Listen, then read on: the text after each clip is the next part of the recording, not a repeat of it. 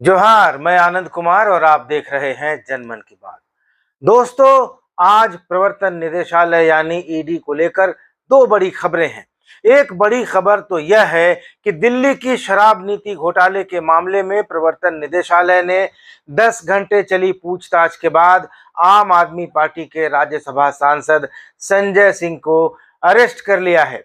ED ने इस मामले में आज ही संजय सिंह के घर छापेमारी की थी और ईडी को लेकर दोस्तों दूसरी बड़ी खबर यह है कि झारखंड के मुख्यमंत्री हेमंत सोरेन ने ईडी को अपने खिलाफ किसी पीड़क कार्रवाई यानी संभावित गिरफ्तारी से रोकने के लिए जो याचिका दायर की है उस पर झारखंड हाईकोर्ट में 6 अक्टूबर को सुनवाई होगी। हाईकोर्ट के चीफ जस्टिस संजय कुमार मिश्रा की खंडपीठ हेमंत सोरेन की याचिका पर सुनवाई करेगी 6 अक्टूबर को। तो दोस्तों, आज ही यानी 4 अक्टूबर को ही मुख्यमंत्री हेमंत सोरेन को ईडी ने 5वीं बार पूछताछ के लिए समन किया था, लेकिन हेमंत सोरेन 5वीं दफा भी ईडी के दफ्तर नहीं गए। लेकिन आज उनके वकील ने ईडी के असिस्टेंट डायरेक्टर देवव्रत झा को एक पत्र भेजा।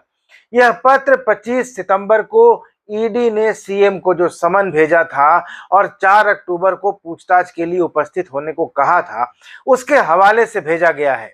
इस पत्र में कहा गया है कि मुख्यमंत्री हेमंत सोरेन ने ईडी के समन के खिलाफ हाईकोर्ट में रिट याचिका दायर की है।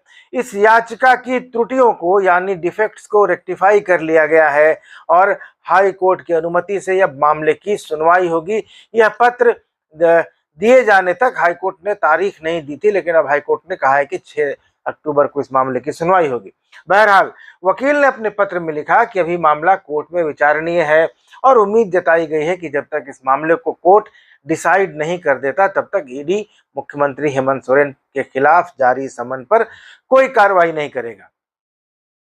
चिट्ठी में यह भी कहा गया है कि हेमंत सोरेन कानून का पालन करने वाले भारत के एक जिम्मेदार नागरिक हैं और वह कोर्ट के आदेश का अनुपालन करेंगे। तो दोस्तों, अब शुक्रवार यानी 6 अक्टूबर को हाईकोर्ट में चीफ जस्टिस की बेंच में हेमंत सोरेन की याचिका पर सुनवाई होगी और उस दिन यह पता चलेगा कि हेमंत सोरेन ने कोर्ट से जो आग्रह किया है अपनी याचिका में, उसमें उन्हें राहत मिलती है या नहीं। दोस्तों, हेमंत सोरेन ने हाईकोर्ट में याचिका दाखिल करके कहा है कि ईडी के अफसरों को सिर्फ समन के आधार पर उनके खिलाफ कार्रवाई करने से रोका जाए। अपनी याचिका में हेमंत सोरेन ने ईडी की तरफ से जारी किए गए समन को गलत, अवैध और कानून के खिलाफ बताया है। साथ ही कोर्ट से आग्रह किया है कि ईडी को आगे समन जारी करने से रोका जाए। हेमंत सोरेन ने ईडी पर झारखंड में चुनी हुई सरकार को अस्थिर करने की साजिश करने का आरोप लगाया है और पीएमएलए की धारा 50 और 63 की वैधता को भी चुनौती दी है। हेमंत सोरेन ने कहा है कि ये दोनों धाराएं उनके संवैधानिक अधिकारों का हनन करती हैं। पीएमएलए की धारा 50 के तहत ईडी को पुलिस की तरह पावर मिला हुआ है, जबकि ईडी के अफसर पुलिस के अधिकारी नहीं होते हैं। आईपीसी के तहत किसी मामले की जांच के दौरान जांच एजेंसी के सामने दिए गए बयान की मान्यता कोर्ट नहीं देता है, लेकिन पीएमएलए यानी prevention of money laundering act की धारा 50 के तहत जांच के दौरान एजेंसी के बयान को कोर्ट में माना जाता है, उसको मान्यता मिली हुई है। इन शक्तियों के तहत बयान दर्ज कराने के दौरान किसी को भी गिरफ्तार करने का अधिकार ईडी के पास है और याचिका में मुख्यमंत्री हेमंत सोरेन का कहना है कि पीएमएलए में किया गया प्रावधान संविधान द्वारा दिए गए मौलिक अधिकार का हनन करता है।